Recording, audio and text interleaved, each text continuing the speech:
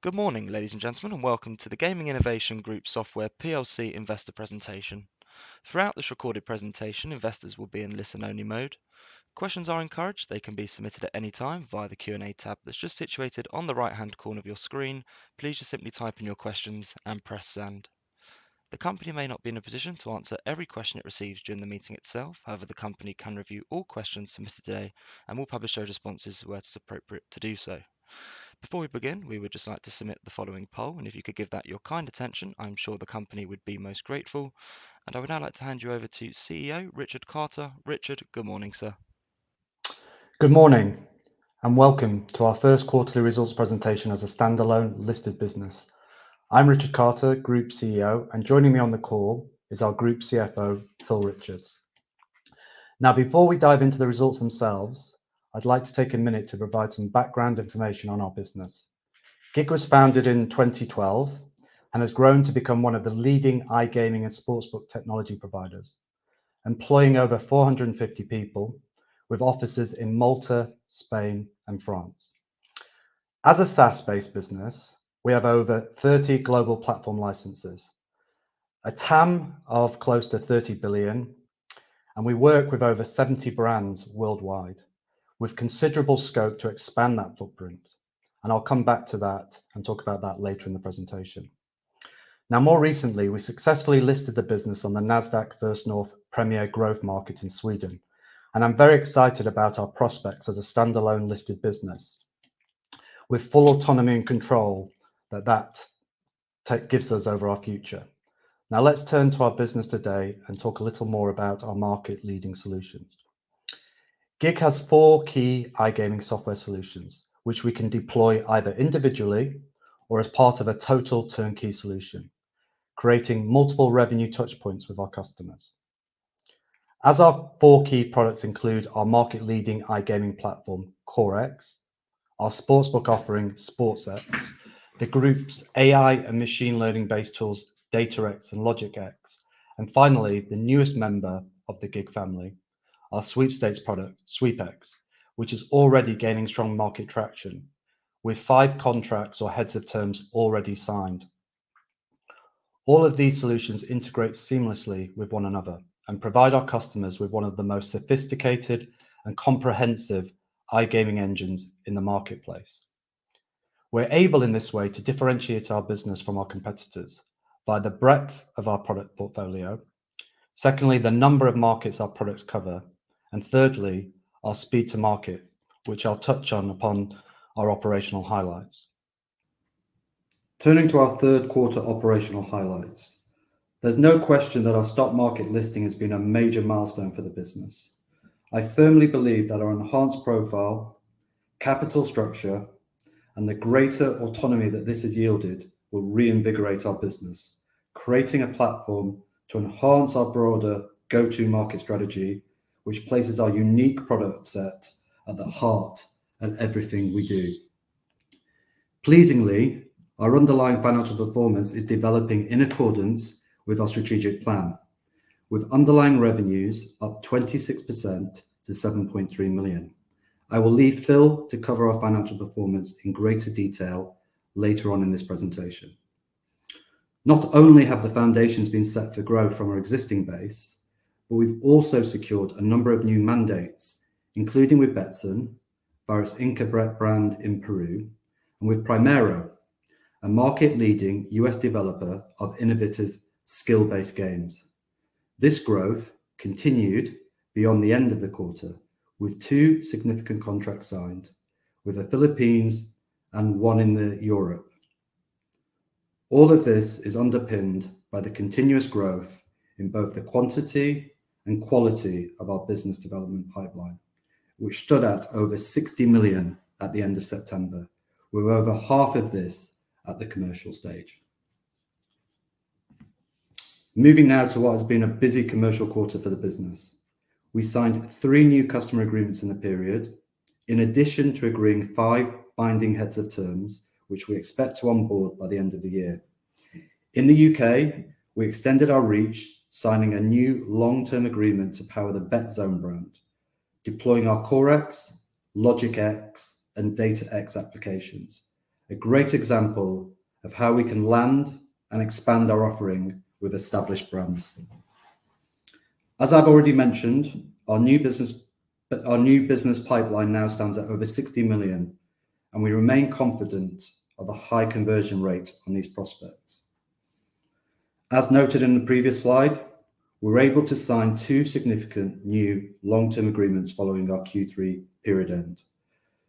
One with a leading land-based casino and leisure brand in the Philippines, and one in Europe with another leading brand. Collectively, all additions during the period and post-period end will begin to add meaningful growth to our top line over the next 12 months and beyond.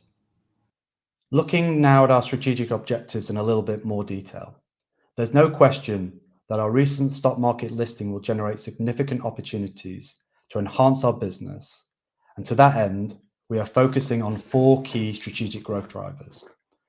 The first of these in our plan is to continue enhancing our technology and product offering. We are committed to continuing to invest in R&D to fuel both new product development and enhancements to our existing product stack. And we will also seek to leverage third-party partners to offer a more holistic offering to our customers, something we know that we want, and more importantly, customers are increasingly asking us to facilitate.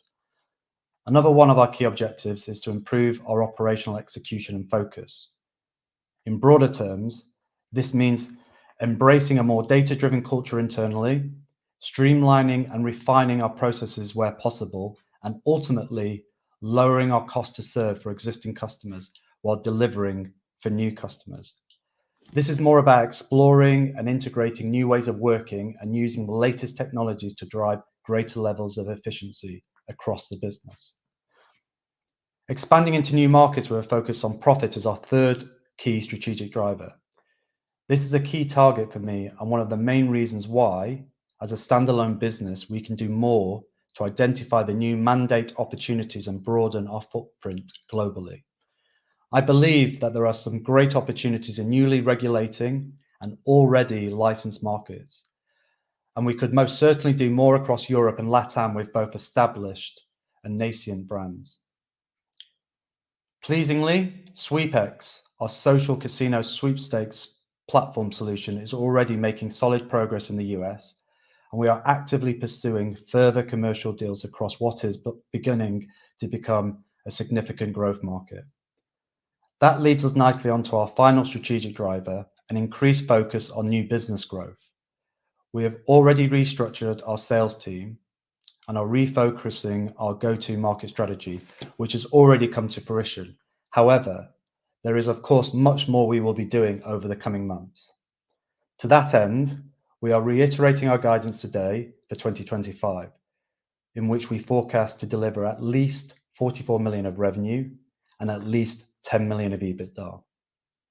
I'll now turn over to Phil, who will talk us through the financials. Many thanks, Richard. Firstly, I wanted to highlight the key figures that demonstrate the steps we've taken to build the foundations for our growth going forwards. We're particularly pleased with the underlying revenue growth of 26%, and this, backed by a strong balance sheet and controlled costs, will continue to allow us to realise the scalable business model we've been building. Whilst no one would deny that 2024 was very much a work in progress, with focus on ensuring we have a clean launch of the new gig, our priority underpinning the future growth guidance has been to ensure revenue growth and visibility, supported by strong working capital and controlled costs, as you can see by these 3 key metrics that we're highlighting on this slide. Moving on now, however, to a breakdown of our revenue and adjusted EBITDA. As you can see, revenue stabilised quarter on quarter, with the decline from the prior year being primarily attributable to client exits, the impact of which being 1.7 million headwind, and one-off revenue from Gig Enterprise Solution, which was 1.8 million, was recognised in Q3 2023. And this is why we strip this out when we look at the underlying revenue growth, because these are one-off, they're headwinds in comparatives that we won't be seeing going forward. However, with regards to adjusted EBITDA loss for the period, firstly, I think I should just explain what the adjustments are. So 2024 saw a significant change within the business, especially relating to the spin-off from the legacy Gig Group. And this allowed us the opportunity to ensure that Gig Software had a fresh start, alongside which include reviewing all areas of the financials to ensure complete accuracy going forward. And therefore, this included the write-down of certain trade receivables to the amount of 1.8 million, alongside one-off costs relating to spin-off for 0.4 million. And additionally, of course, we adjust for 0.4 million in share-based payments. And taking all of these together, that's what gets you to our adjusted EBITDA loss for the period. So if I now go into revenue in a bit more detail. As mentioned previously, the overall revenue performance year on year was impacted by several one-off headwinds. However, when I strip these out, I'm really pleased to see the 26% increase year on year in our underlying revenue to 7.3 million. I'll go into the drivers of this growth in a little bit more detail on the next slide. Following from the headline revenue figures, I wanted to give a better graphical insight into the movements between the quarters year on year. As you can see, we're starting to see the positive impact from new customer launches and the signing of additional contracts with customers yet to launch. The full revenue impact of these will start to be realised in 2025 and beyond. I'm really pleased with the healthy mix between 2024 launches already contributing to our revenue growth and setup fees being realised through new customer wins, which gives us confidence over our future growth potential, as Richard has highlighted already earlier on in our presentation. If I now look at our adjusted EBITDA bridge, I want to do the same with revenue, just give a graphical analysis of how we get from the year-on-year growth and the movements. I want to take you through the makeup of our EBITDA figures for Q3 2024. And look, it's clear that we still need to invest in our product development, marketing, and our people. However, we are implementing significant measures to ensure that our costs stay under control. And this can already be seen by the underlying costs remaining constant Q1 through to Q3. And we expect that trend to continue. The adjusted EBITDA loss was a loss of 1.1 million for the quarter. However, with the revenue growth expected and cost controls measures in place, I anticipate this to be in a profitable position going forwards. And we'll talk a little bit on this later on in the presentation. So if we move then from this, so how does this translate into our cash flow? So as part of the spin-off transaction, first of all, it's worth bearing in mind the context of our balance sheet as at the 1st of October and the end of the month of September. So we received a significant capital contribution of 10 million euros from the legacy group that we spun out of. In addition, all the bank loans were repaid during the quarter, with the exception of one small loan, the balance of which being under 500,000 in September. And whilst we still anticipate cash outflows for the next few coming quarters, with the revenue growth and the cost control measures in place, we expect the company to be generating cash by H2 next year. And therefore, we're very pleased with how strong our balance sheet looks at the start of the 1st of October and going onwards through into next year. I'll talk a little bit more about our cost base so you can see the composition of that in the next slide. So to give a bit more flavour on our OPEX profile and development of this through the quarters, I wanted to show you the cost composition through our major OPEX categories, which are marketing, personnel costs and administrative costs. As it's to be expected, the majority of our costs sit within personnel costs, as people are the key asset to our business. Whilst there's been significant investment in our workforce, in particular bringing on a new management team to help realise the company's potential, I'm pleased to say we're now in a position that our cost base can support our future ambitions, and we don't anticipate significant further cost increases. This all brings me on to where we think we're going to be for the rest of the 2024 and 25 going onwards. And we've previously issued revenue guidance and 2025 guidance as well. And we wanted to reiterate this guidance. So 8.8 million for Q4, and therefore revenue between 30 and 33 million for the full year, with a positive adjusted EBITDA for Q4 of 0.2 million, as we continue to realise the impact of our business development activities and convert our pipeline growth to contracted revenue. If I then talk through into 2025, this slide here shows a summary of our guidance for 2025, and this being, as Richard said previously, 44 million revenue and an EBITDA of over 10 million. We have significant visibility over our revenue streams in the coming year, with over 80% of this being contracted already, which supports this guidance that we've released to the market. As previously mentioned, we're confident that our cost base supports these growth projections, and therefore we'll quickly be able to realise the scalability of our business model.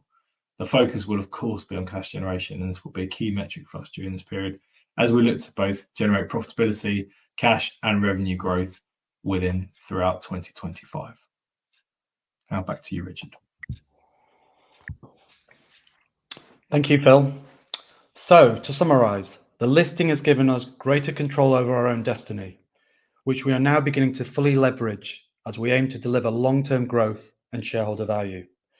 The business has generated substantial contract momentum in the quarter, driven by new signings and new customer launches, and we are continuing to build a substantial new business pipeline which supports our growth ambitions. The underlying performance of the business is strong, and as we trade across the next 3 to 6 months, our increase in revenues is demonstrating that we have a strong foundation in place for future growth, with our prudent strategy already delivering solid results. We are already seeing strong levels of client activity through launches and deployments, with brands worldwide continuing to choose GiG and our award-winning products and solutions to fulfill their iGaming and sportsbook needs. Importantly, we sit on a strong financial base on day one, and our balance sheet strength fully supports our growth aspirations. And lastly, we have significant growth potential into 2025 and beyond. So on that note, I'd like to open up the call to questions. Perfect. That's great. Richard, Phil, if I may just jump back in there, and thank you very much indeed for your presentation this morning. And what I'll do is I'll just bring back up your camera there. Ladies and gentlemen, please do continue to submit your questions just by using the Q&A tab that's situated on the right-hand corner of your screen. But just while the company takes a few moments just to review those questions that were submitted already, I'd just like to remind you that a recording of this presentation, along with a copy of the slides and the published Q&A, can all be accessed via your investor dashboard. Guys, as you can see there, we have received a number of questions, and thank you to all of those on the call for taking the time to submit their questions. But Phil, Richard, at this point, if I may just hand back to you just to read out those questions and give your responses where it's appropriate to do so. And if I pick up from you at the end, that would be great. Thank you. Thanks, that's great. I think the first question we've got in is for you, Richard. Okay. What real progress do you think the company can deliver now that you're in control of your own destiny? I think there's enormous potential to grow this business as a standalone company. I think as a single board, a single strategy, that will just give us a really renewed focus on sort of delivering our key strategic pillars of like delivering and executing. And I think we're already seeing that. So you can see in Q3 that we delivered underlying revenue growth of 26%, and we're seeing that accelerate. So I think that's really, really important. And I think we're also seeing, obviously, improvements in our sales pipeline, and the quality, the size, the breadth of that sales pipeline is continuing to improve.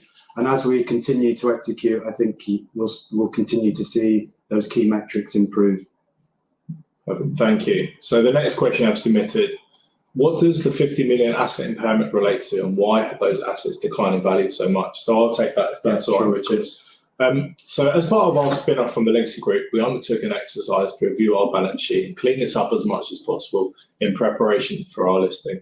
Within this were a few legacy assets relating to the previous M&A and other bits and bobs that we've assessed should be impaired based upon the current position of the company. And we just took this opportunity really to make sure we were starting from a fresh start, a clean slate, and that we had significant confidence in our balance sheet going forward as well.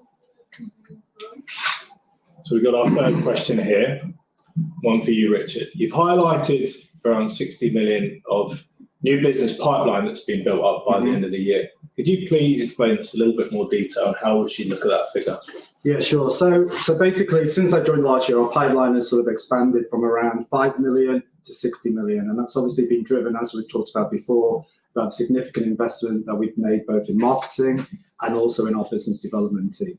So in terms of that 60 million, as we said today, just over 30 million of that is either contracted or at the final sort of contract stage. So in terms of how you should look at this sort of pipeline is, we'll continue to grow that 60 million, and then we'll look to try and convert as much of that as possible. But if you look at sort of our guidance at the moment, we're talking about 32 million, 33 million of revenue this year. So effectively, you should think about this as 30 million of incremental revenue that we're going to add to this business.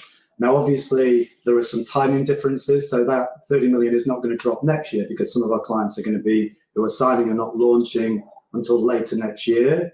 But I think that gives everybody a good idea that effectively we've got almost 60 million of revenue sort of contracted. And as we move through the Q4 and into sort of the first half of next year, I expect that sort of 30 to continue to grow. So that's the way that we've sort of, I'd like people to sort of think about it.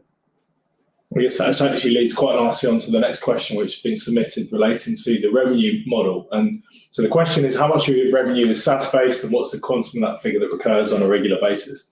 Okay, so that's a good question. So I think we've got quite a unique business here. It's obviously a SaaS business, and as of today, around 85% of our revenue is recurring revenue, and the other 15% is sort of made up of sort of one-off sort of setup fees, which is today, a significant part of our business. But as we look forward, as we go into 25 and 26, I'd actually expect the recurring part of our business to increase.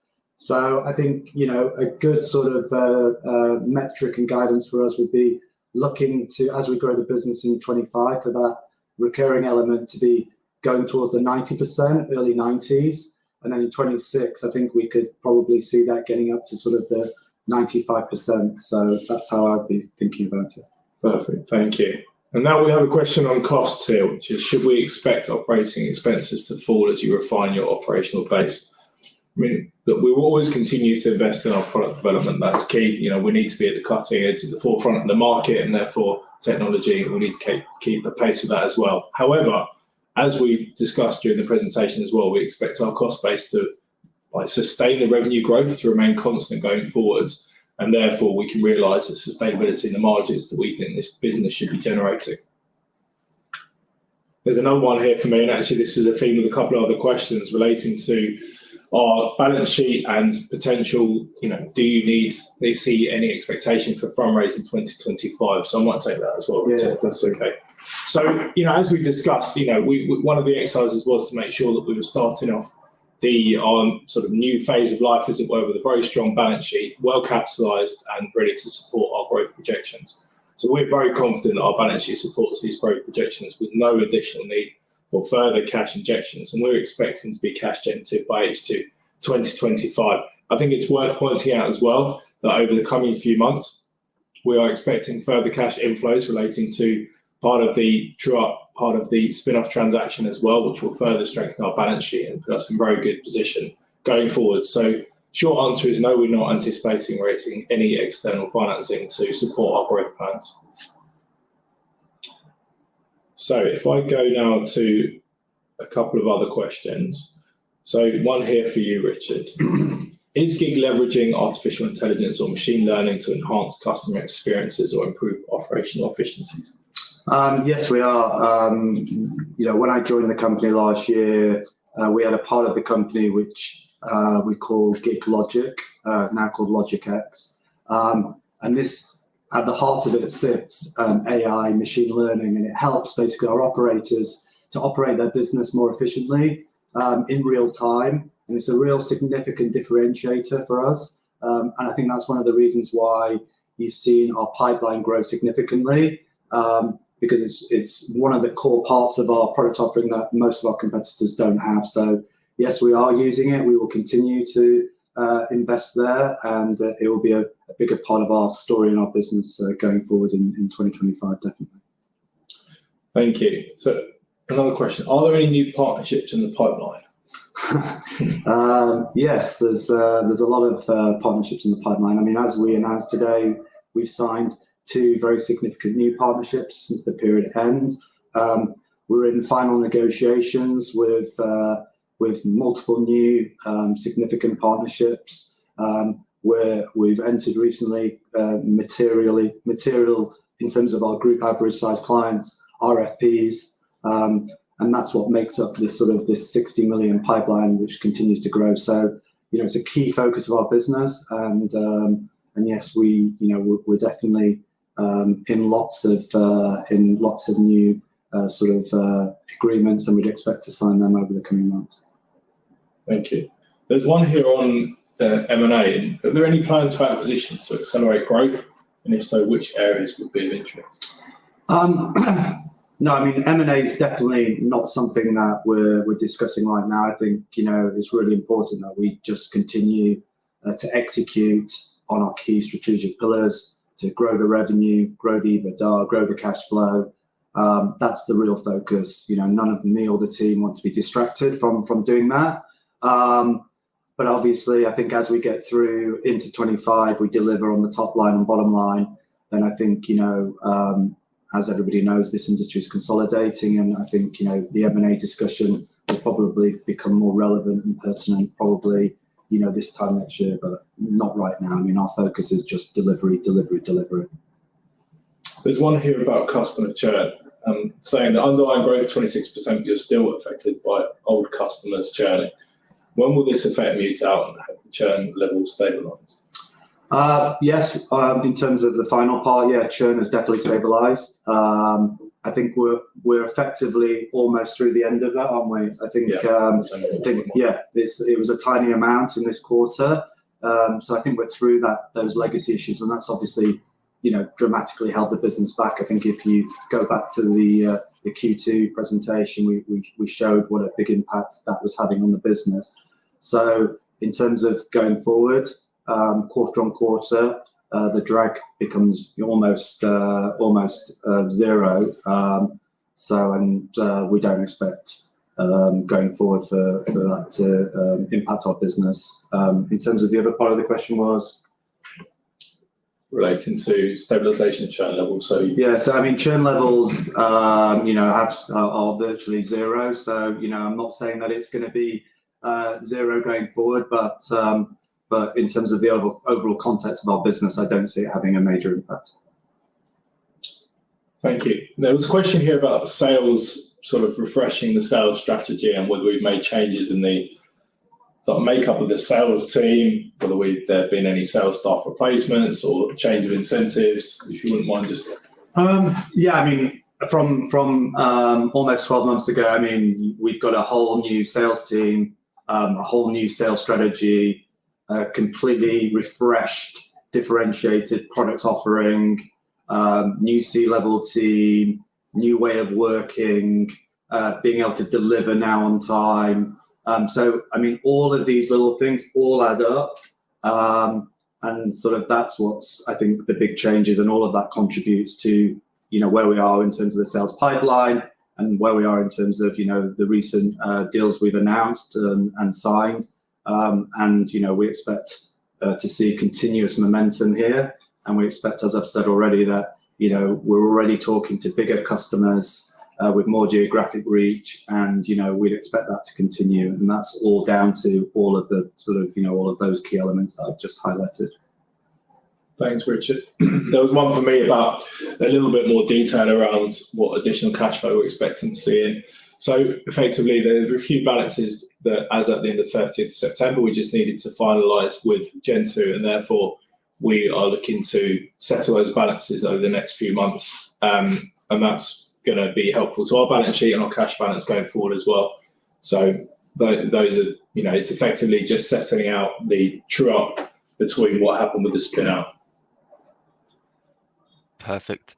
Richard, Phil, if I may just jump back in there, and thank you very much indeed for being so generous of your time there and addressing all of those questions that came in from investors this morning. And of course, if there are any further questions that do come through, we'll make these available to you immediately after the presentation has ended, just for you to review, to then add any additional responses, of course, where it's appropriate to do so. And we'll publish all those responses out on the platform. But Richard, perhaps before really just looking to redirect those on the call to provide you with their feedback, which I know is particularly important to yourself and the company, if I could please just ask you for a few closing comments just to wrap up with, that'd be great.